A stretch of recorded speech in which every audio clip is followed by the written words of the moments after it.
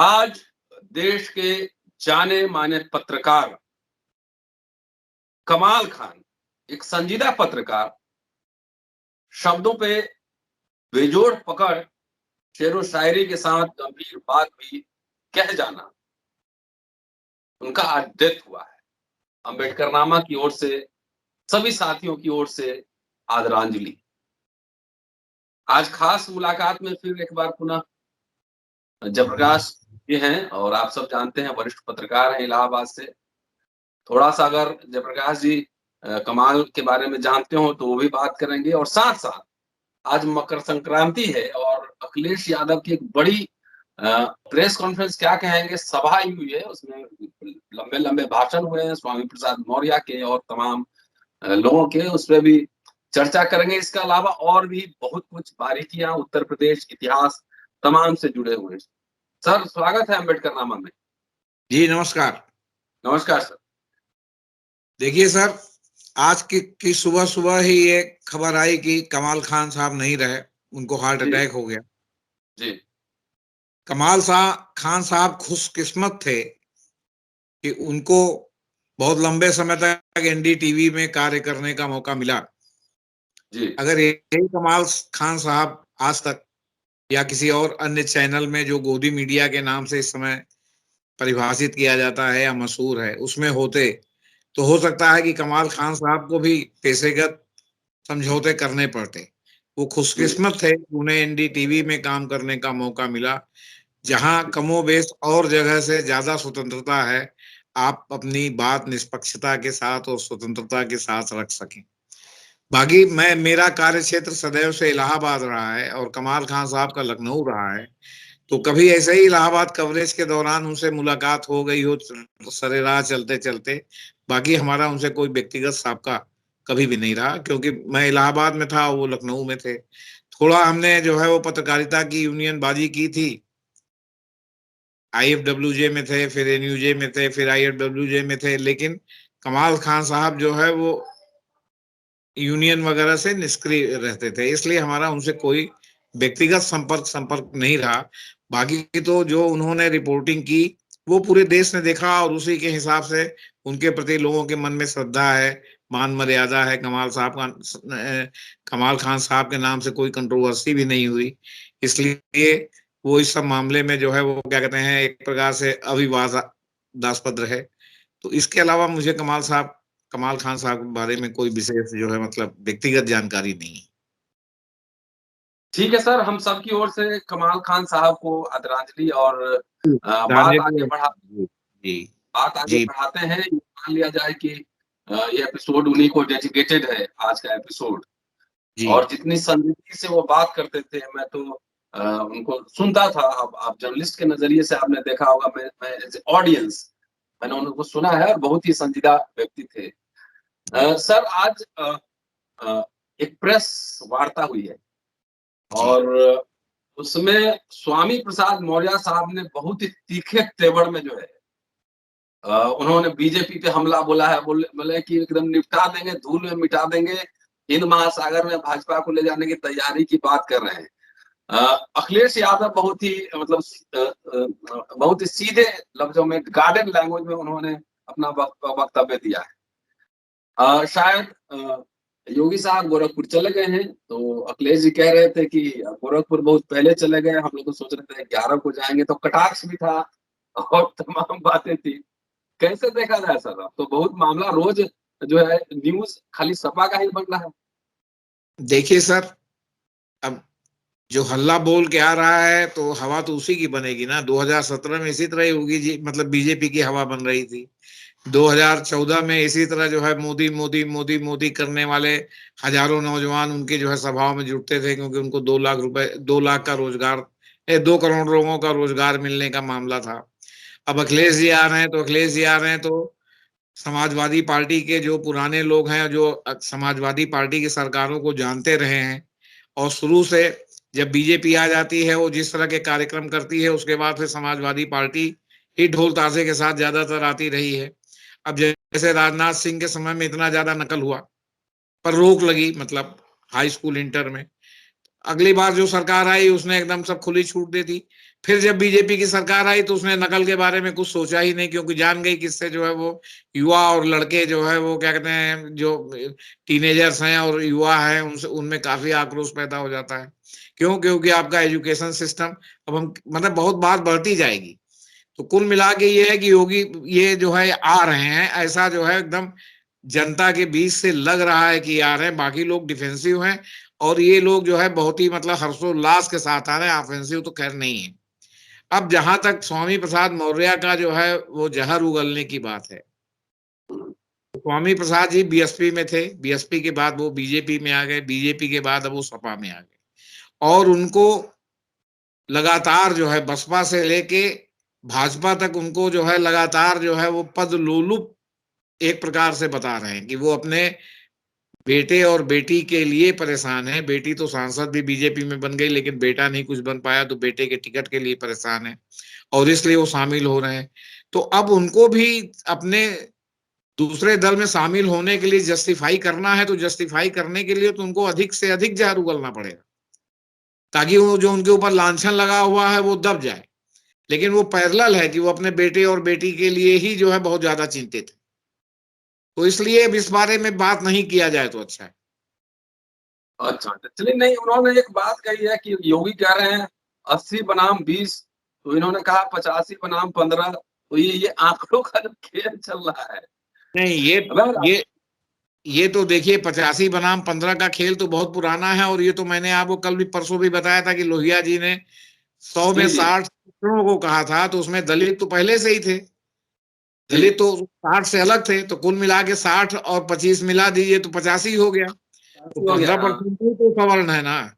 लेकिन वो तो जी, दलित और पिछड़े आपस में इतना बटे हुए हैं कि इस बहुमत के शासन में, और उनको इस तरह जी, से बांट रखा गया है कि वो कभी एकजुट नहीं होते। एकजुट हो जाए तो उनकी सरकार ही जो है वो कभी न बदले। अब आपको जी, एक इंटरेस्टिंग बात बताते हैं। मैं गुजरात गया तो वहां कुछ लोगों से हमारी बात हुई, वहां के स्थानीय लोगों से, तो उन्होंने बताया कि यहाँ 32% क्षत्रिय हैं गुजरात में। जी, लेकिन उस 32% क्षत्रिय में अब आप सोचिए, अगर 32% क्षत्रिय जातिवाद से वोट देते तो वहां क्या कभी किसी क्षत्रिय के अलावा सरकार बनती? लेकिन नहीं, ऐसा नहीं है। क्यों? क्योंकि वहां के जो 36% या 32% क्षत्रिय हैं, उनमें से 16 या 18% क्षत्रिय दरबार हैं।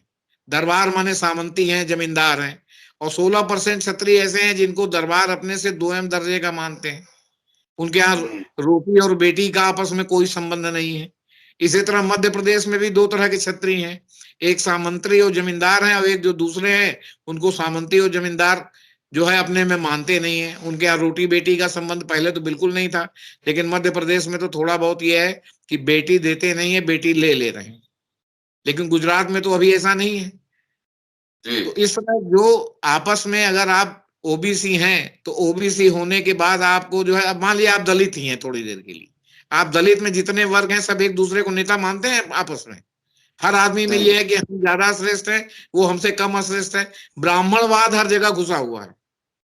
ब्राह्मणवाद का मतलब जातिवाद नहीं है, ब्राह्मणवाद का मतलब श्रेष्ठवाद है कि अहम हुँ, श्रेष्ठ, अहम ब्रह्मास्मि, मैं ही सब कुछ हूं, बाकी हमारे जो है बाकी कीड़े मकोड़े हैं।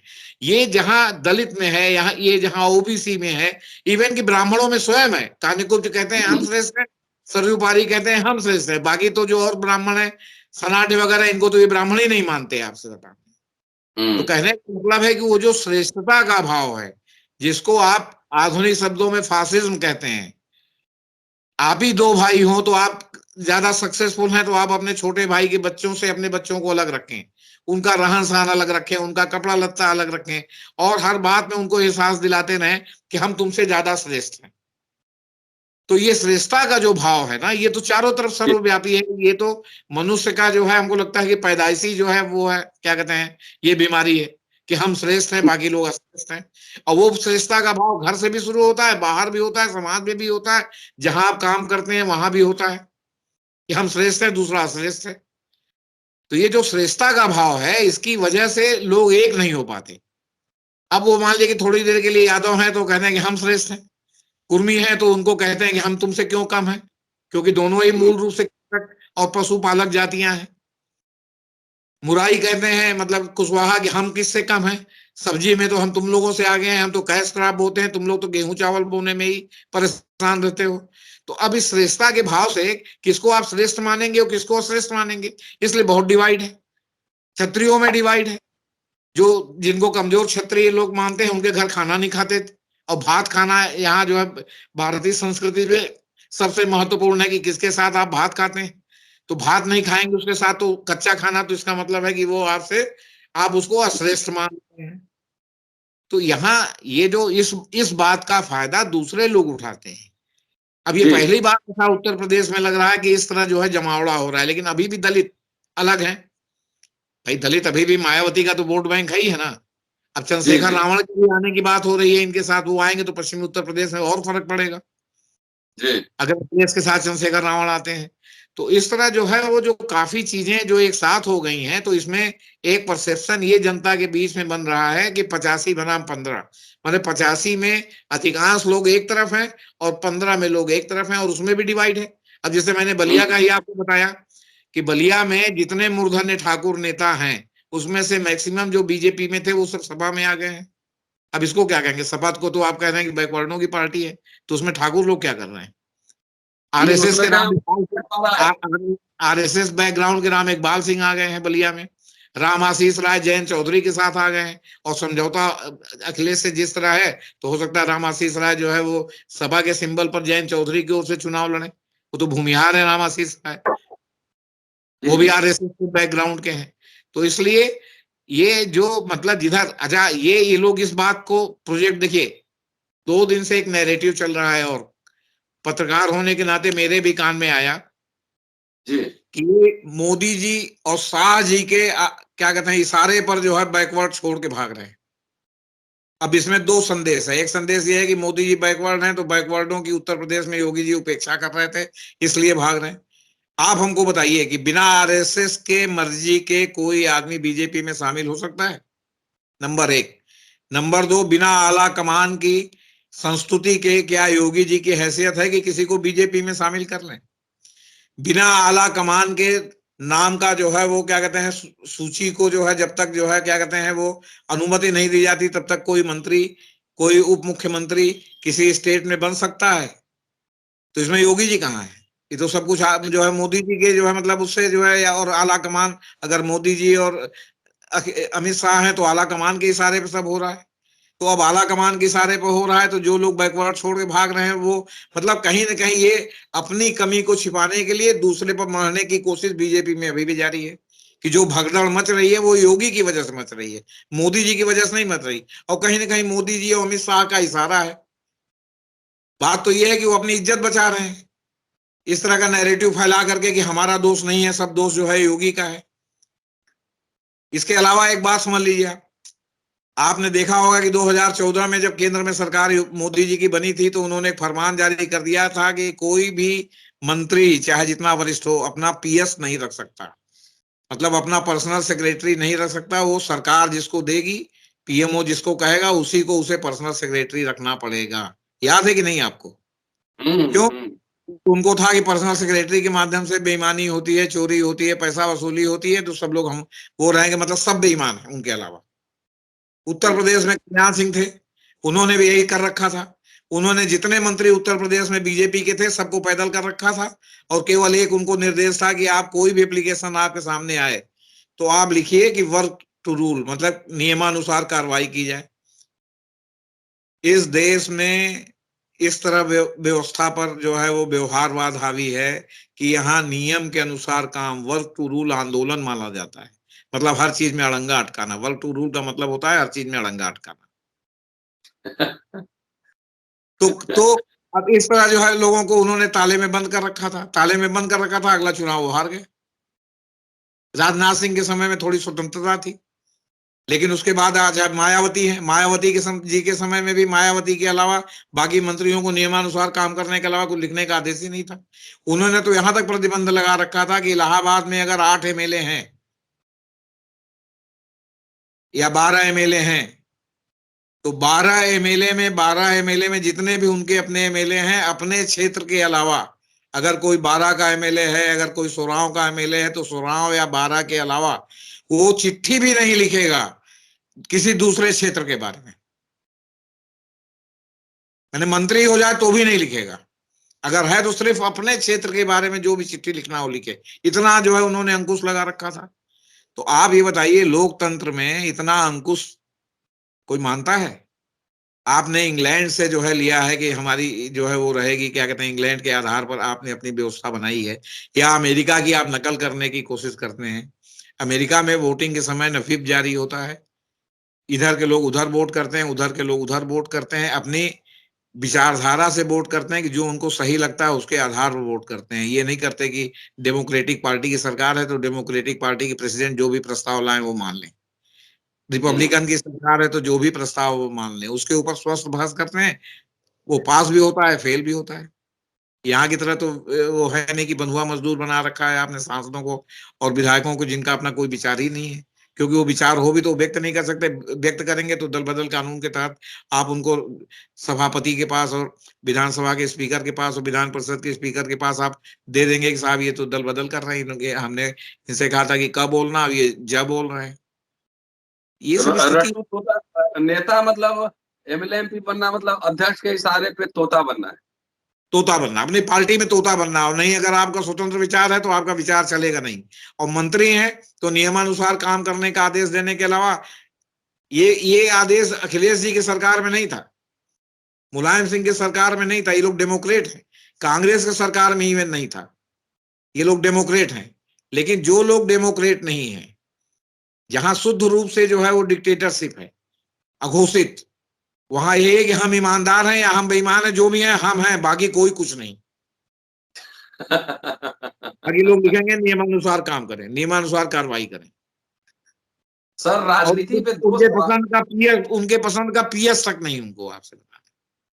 तो ऐसे विपरीत परिस्थितियों में जो लोग भी दूसरे दलों से आकर के इनके यहाँ मंत्री बने या एमएलए बने, और उनके कहने से, अगर चाहे एमएलए ही मान लिए बन गए, तो उनके कहने से एक दरोगा की भी पोस्टिंग नहीं हो रही, दरोगा उनकी बात मानने के लिए तैयार नहीं है, तो उनको अपने ही लोगों के बीच में जलालत महसूस होती है कि साहब जो है हम एमएलए हैं, हम ये हैं, और हमारी बात दरोगा जी ही जो है मतलब मानने के लिए हमारे क्षेत्र का नहीं है, और उसकी शिकायत करते हैं तो उल्टा उन्हीं को डांटा जाता है कि तुम दरोगा के यहाँ दलाली करना चाहते हो, सरकार की इमेज खराब कर रहे हो। कहने का मतलब, बंधुआ मजदूर बना के आप दूसरे दलों से जो लोग आए उनको कब तक रह सकते हैं? आप मनमोहन सिंह को देखिए, मनमोहन सिंह की सरकार में डीएमके के लोग मंत्री थे, स्वतंत्र थे अपने विभाग में, स्वतंत्र थे, तभी ये 2G 4G दुनिया भर का जो है समझिए कि बवाल उठा, और उसकी आंच मनमोहन सिंह तक आई।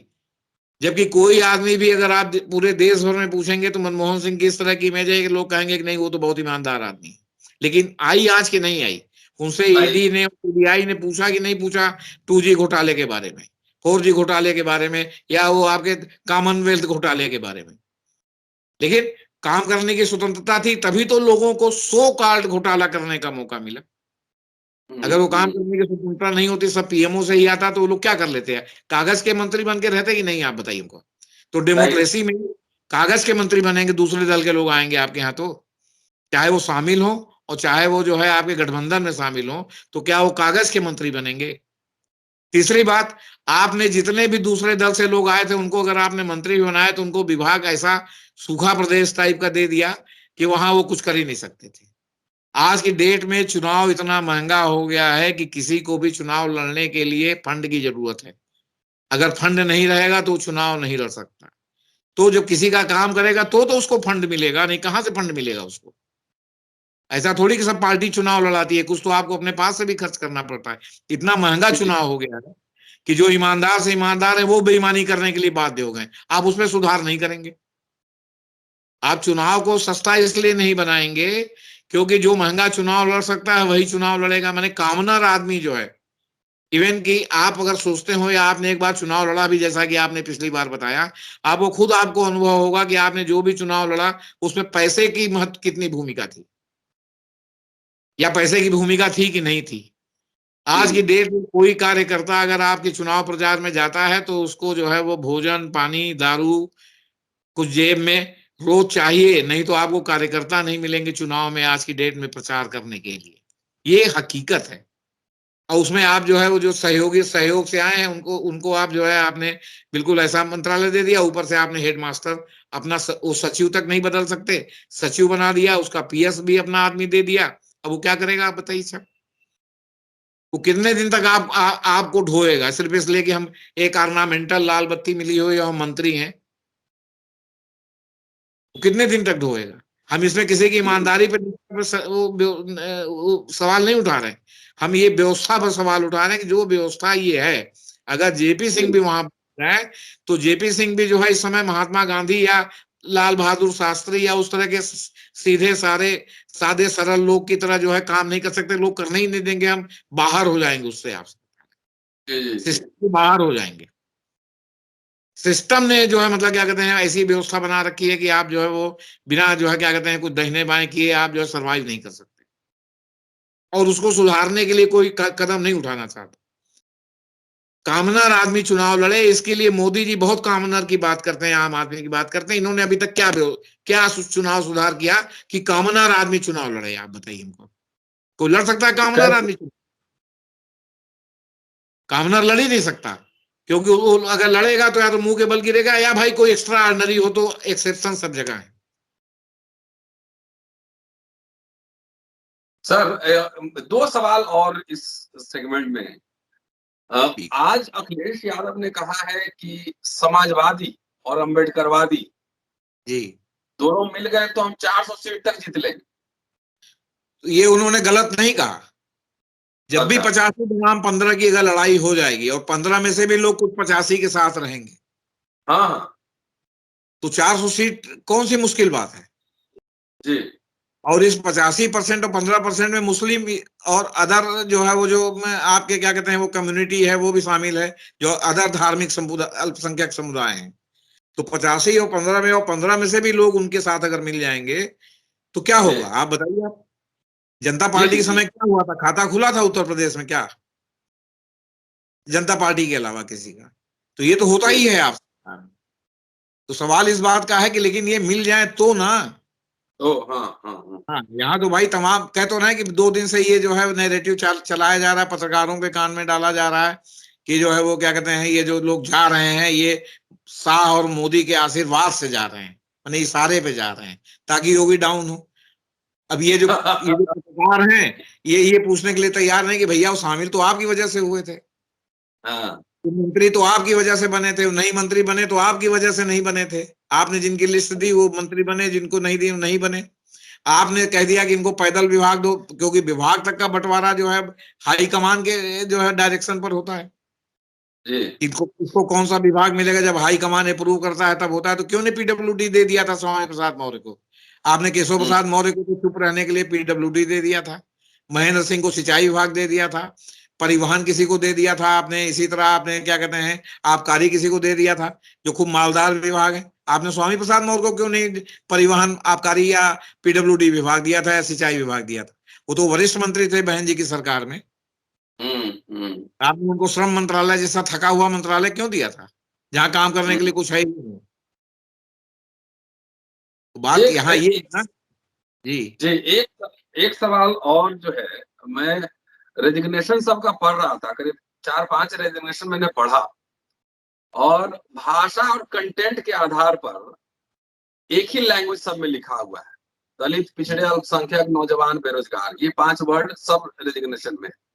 जी और आप जानते हैं कि सोशल मीडिया पे सोशल एक्टिविस्टों ने, बुद्धिजीवियों ने, पत्रकारों ने कुछ ये लड़ाई हर समय जिंदा रखा है सरकार के खिलाफ, और जितने आंदोलन हुए सड़क पे, पॉलिटिकल पार्टीज उस समय शायद कुछ कम लोग बोल पाए होंगे। लेकिन क्या ये नेताओं को लग रहा है जैसे कि ये एक मुद्दा है, या सिर्फ रेजिग्नेशन के लिए अगर सरकार बदलती है तो एजेंडा पे ये बातें रहेंगी? अब देखिए ये तो चुनाव घोषणा पत्र जब जारी होगा तब आपको पता चलेगा कि क्या है मतलब एजेंडा। जी और फिर जब आप जो कह के आए हैं उसको तो आपको करना ही पड़ता है। जी लेकिन हमेशा जैसे अखिलेश की पिछली बार सरकार बनी और उन्होंने लैपटॉप वगैरह सब बांटना शुरू किया तो लोगों ने लिया, बहुत से उन्होंने वादे पूरे करने शुरू किए, लेकिन ये सब वादे लोगों को याद नहीं रहते। जी लोगों को ये याद रहता है कि वो कहीं मान लीजिए कि हमारे लड़के ने कहीं जो है नौकरी के लिए अप्लाई किया, हम स्वयं तैयार हैं पैसा देने के लिए, हम पैसा लेके खड़े हैं कि कोई पकड़ ले हमारा पैसा, ताकि उसको नौकरी मिल जाए। लेकिन जिनको नौकरी मिली तो हुआ कि साहब उन्होंने ज्यादा पैसे ले लिया या ज्यादा वो ले लिया। अब ये जब जाता है मतलब बाजार में या मार्केट में या जो है जनता के बीच में, तो उनको लगता है कि हम वोट भी दें, हम पैसा भी दें। जो अखिलेश सरकार के समय का सबसे बड़ा माइनस पॉइंट था, वो तमाम भर्तियों में जिस तरह होता था कि पर्ची चल रही है, जिस तरह होता था ये चल रहा है, ये सब इनके खिलाफ गया। इस इस बात बार को कुछ है जी, जी। अब इस जैसे मान बार लीजिए कुछ पुलिस, जैसे मुलायम सिंह के समय में पुलिस की भर्ती हुई, पुलिस की भर्ती में आरोप लगा कि साहब जो है वो क्या कहते हैं, यादवों की बहुत ज्यादा भर्ती हुई। तो यादव केवल पश्चिमी उत्तर प्रदेश में है, पूर्वी उत्तर प्रदेश में यादव नहीं है, इलाहाबाद में हम्म। यादव नहीं है। तो केवल इटावा से लेके जो है मैनपुरी तक के यादवों की भर्ती हुई, और उसमें आरोप लगा कि साहब धर्मेंद्र यादव ने पैसा ले लिया, किसी और ने ले लिया। तो जो इधर इधर के यादव थे उनमें फ्रस्ट्रेशन हुआ कि नहीं, आखिर यादव तो हम भी थे, तो हमारा क्यों नहीं हुआ, हम भी तो पैसा लेके खड़े थे। तो दोनों बात एक साथ नहीं हो सकती कि आप जो है पैसा भी लें और आपको लोग वोट भी दें। तो कहीं ना कहीं ये ईमानदारी बरतनी पड़ेगी। आपको पैसा लेके लोग खड़े भी हों तो भी आपको पैसा नहीं लेना चाहिए। अगर आप वोट उनसे मांगते हैं, जाके चिरौरी करते हैं कि हमको वोट दो, ये सब चीजें सीमेंटेड होने लगती हैं। फिर सर। आपको अपने बेटा बेटी से ऊपर उठना पड़ेगा। हम आपके हम्म। साथ हैं, हम आपकी जय जयकार कर रहे हैं। अब कल कहिए हमारी बेटी बेटा के लिए जय जयकार करो, परसों उनके बेटी बेटा के लिए जय जयकार करो। हम सिर्फ आपको एक उदाहरण देना चाहते हैं। जब इमरजेंसी में चौधरी चरण सिंह संभवतः सबसे पहले छोड़े जाने वाले लोग में शामिल थे। चौधरी चरण सिंह विधानसभा में गए तो विधानसभा में जाने के बाद अचानक उन्होंने खड़े होकर नारा लगाया, पंडित जवाहरलाल नेहरू। कांग्रेसियों ने बोला जिंदाबाद। तो उन्होंने कहा इंदिरा गांधी, तो उससे कम लोगों ने बोला जिंदाबाद। उसके बाद उन्होंने कहा कि राजीव गांधी, और कम लोगों ने बोला जिंदाबाद। जब कहा राहुल गांधी तो लोगों ने बिल्कुल, किसी ने के मुंह से कुछ निकला ही नहीं, एक आध लोगों ने जिंदाबाद बोला। कहीं अरे बोलो बोलो, तुम लोग तो कई पीढ़ी तक लोगों को जिंदाबाद बोलने के लिए अभिशप्त हो। आज उनकी उन्हीं के परिवार में उनकी तीसरी पीढ़ी जयंत चौधरी चुनाव मैदान में है कि नहीं है? माने चौधरी चरण सिंह की तीसरी पीढ़ी है जी कि जी नहीं है? स्वामी प्रसाद मौर्य सामाजिक न्याय के पक्षधर हैं। उन्होंने अपनी लड़की को पिछली बार बनवा दिया, अब की बार अपने लड़के को भी टिकट दिलाने पे तुले हुए हैं। तो ये क्या है, दूसरी पीढ़ी है कि नहीं है? अखिलेश दूसरी पीढ़ी है कि नहीं है? आपके सिद्धार्थ जो इलाहाबाद में है, क्या कहते हैं, चौधरी सिद्धार्थ नाथ सिंह, वो शास्त्री जी के जो है वो लड़की के लड़के हैं। तो नाती हुए तीसरी पीढ़ी हुए ना। उनके लड़के जो है आपके विभाकर शास्त्री वगैरह जो है, हरिकृष्ण शास्त्री के लड़के तीसरी पीढ़ी हुए कि नहीं हुए? वो चाहे बीजेपी में हो, चाहे समाजवादी पार्टी में हो, चाहे आपके कांग्रेस में हो, वो तीसरी पीढ़ी है कि नहीं है?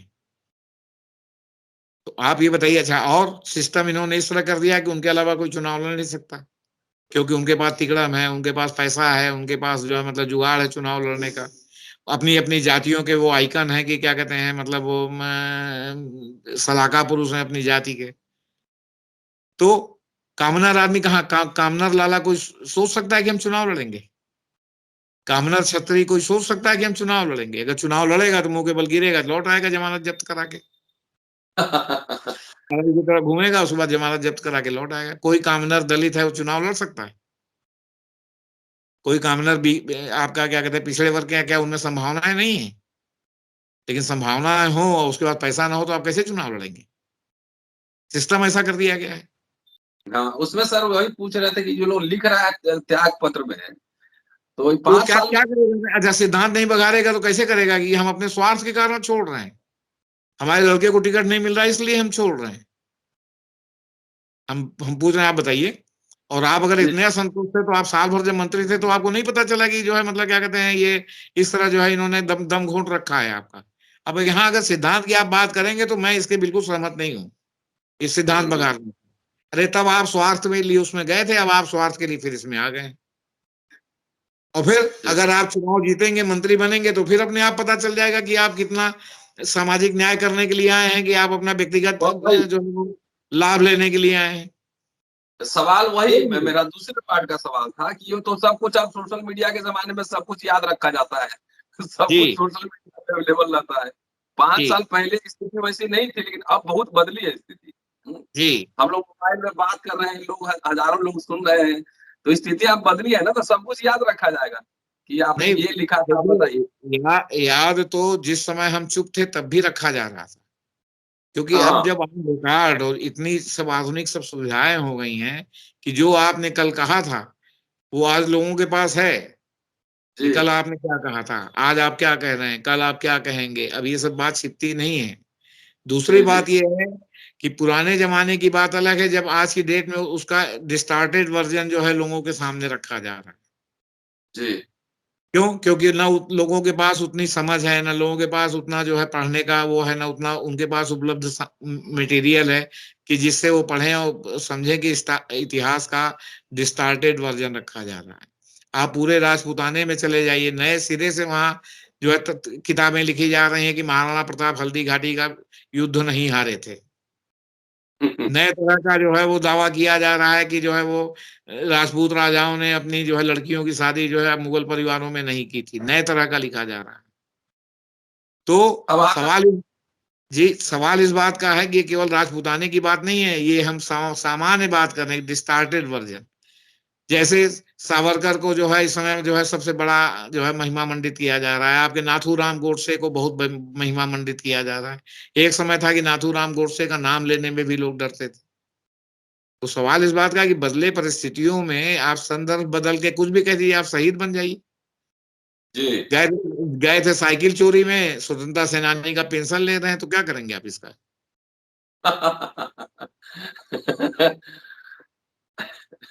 ठीक है सर, बहुत बढ़िया। और चलिए आप बात कीजिए, लेकिन मैं इतिहास का विद्यार्थी नहीं हूँ, मैं सामान्य ज्ञान से ही आपको जो भी बताऊंगा, चलिए जो मिला मुझे ज्ञान है। मिला के जो है अभी स्थिति जो है भाजपा के लिए ठीक नहीं दिख रही है, और अखिलेश यादव मजबूत स्थिति में दिख रहे हैं। जी, दरअसल दिल्ली और लखनऊ में एक दूसरे को नीचा दिखाने के चक्कर में इनको पता ही नहीं चला कि इनके पैर के नीचे से जमीन कब खिसक गई। जी, जी,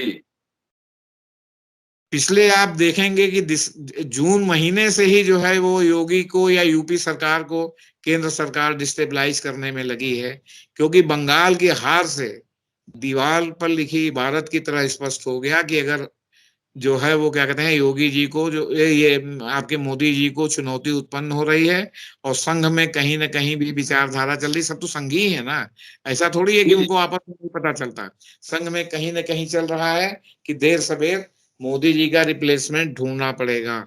और ये शुरुआत भी कर दी थी आरएसएस ने, हमने पहले भी आपको बताया था कि जी, हर जी, जगह जी, कोई और जाए या ना जाए, एकदम मोदी जी के पैरेलल योगी जी को भेजा जा रहा था, इसलिए कि योगी जी उनको सूट करते हैं। एक तो हिंदुओं के फायर ब्रांड नेता है, फायर ब्रांड ढंग से हिंदू हितों की बात करते हैं, चाहे उसका पॉलिटिकल रिपरकशन जो भी हो, व्यक्तिगत रिपरकशन जो भी हो।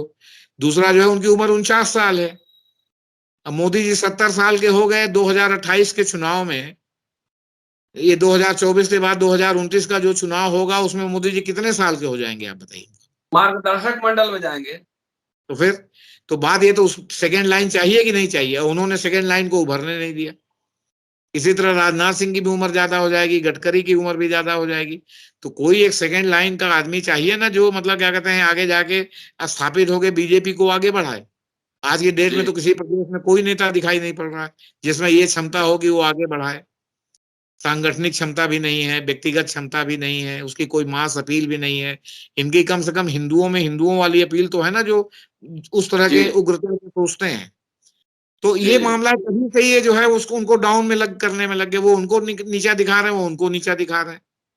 अच्छा, नीचा दिखाने में आपने नीचा दिखाने में जो है क्या कहते हैं मतलब आपको ध्यान ही नहीं रहा कि भाई ये इधर। अच्छा, फिर अखिलेश जो था कि 5 साल से अखिलेश चुप्पी साध के बैठे हैं, तो ये क्यों ना माना जाए कि अखिलेश भीतर भीतर जो है वो क्या कहते हैं मतलब ओबीसी और लोगों को जोड़ने के लिए लगातार जो है वो अंदर खाने प्रयास करते रहे। ऐसा तो है नहीं कि एक दिन में ये रिजल्ट निकला है। हम्म, अभी तो किसी ने नहीं देखा था कि जो है योगी से जो है वो स्वामी प्रसाद मौर्य मिलने गए थे या धर्म सिंह सैनी मिलने गए थे। तो आखिर कब बात इनकी हुई जब ये शामिल हो गए? 2 दिन पहले? ये साल 2 साल से बात चल रही थी, बिटवीन द लाइन समझिए। और फिर उसमें इनके जो गुप्तचर लोग थे, या जो इनका जो एलआईयू वाला विभाग है, जो इनका आईबी वाला विभाग है, वो उसने रिपोर्ट दिया कि नहीं दिया कि मतलब ये उसमें जा सकते हैं। अगर दिया हो कि जा सकते हैं, तो आपने डैमेज कंट्रोल का क्या प्रयास किया? आजकल तो जिस तरह की जासूसी चल रही है, जिस तरह का पेगासस चल रहा है, उसमें किसी की बात किसी से नहीं छुपी हुई है। यहाँ तक कि वो पत्नी सोता है कि नहीं सोता, ये भी जो है सरकार को पता है। तो ये नहीं स्वामी प्रसाद मौर्य या हमारे इतने मंत्री और इतने एमएलए डिफेक्ट कर सकते हैं। अगर नहीं पता चला तो आपका जो है गुप्तचर फेल्योर है, और अगर आपको पता चला तो ये आपका फेल्योर है कि आपने डैमेज कंट्रोल समय से नहीं किया। तो क्यों? ये सवाल है सर। चलिए, शुक्रिया सर, और बहुत अच्छा लगा कि तमाम आपसे बात करना तो बेहद सुनना अच्छा लगता है, और बहुत सिंपल कंटेंट और भाषा में अच्छी तरह समझा देते हैं। दोस्तों, ये थे वरिष्ठ पत्रकार जेपी सिंह साहब। पूरा वीडियो सुनिए और शेयर करते रहिएगा। उत्तर प्रदेश के चुनाव पे हमारी नजर जेपी सिंह साहब के नजर के माध्यम से बनी रहेगी लगातार, और जो भी लेटेस्ट डेवलपमेंट होगा आपको हम बताते रहेंगे। शुक्रिया, keep watching and sharing Ambedkar नामा। आपसे अगले एपिसोड में फिर मुलाकात होती है। थैंक यू सर, शुक्रिया।